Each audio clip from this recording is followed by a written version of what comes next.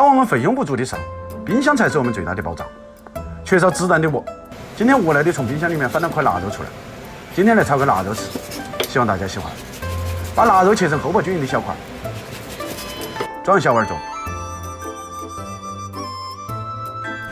最近被菜市场的摊贩给教育了，说真正的水芹是带有叶子的，发白，同空心菜的杆子比较像。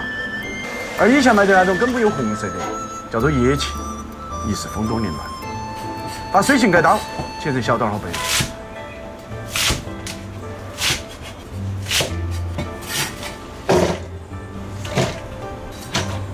准备辅料：生姜1小块，用刀撇破，再切碎和备用。大蒜来几颗，用刀撇破，同样切碎和备用。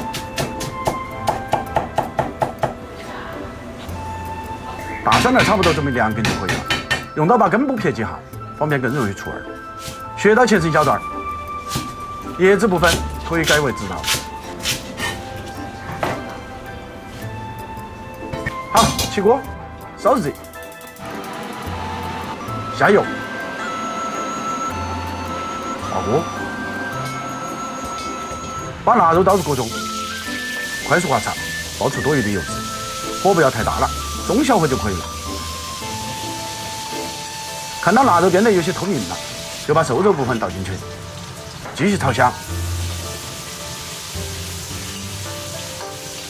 因为腊肉出油比较多，逼出多余的油脂。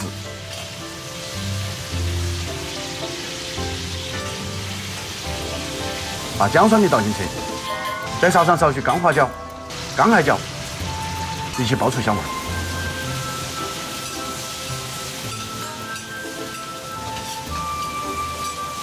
把水芹倒入锅中，淋上2球花雕，大火快速翻炒均匀。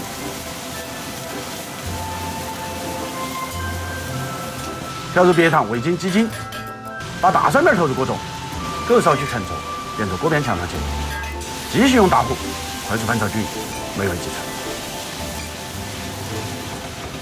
成。一道鲜香脆嫩、滋味厚重的水芹菜炒腊肉，你学会了没有？学会的还是点个赞噻！虽然只是一道简单的家常菜，但家常菜的奥义就在于日复一日的坚持用心。家庭主厨们用最不起眼的食材，换着花样，给你带来味觉的享受和人间的温暖。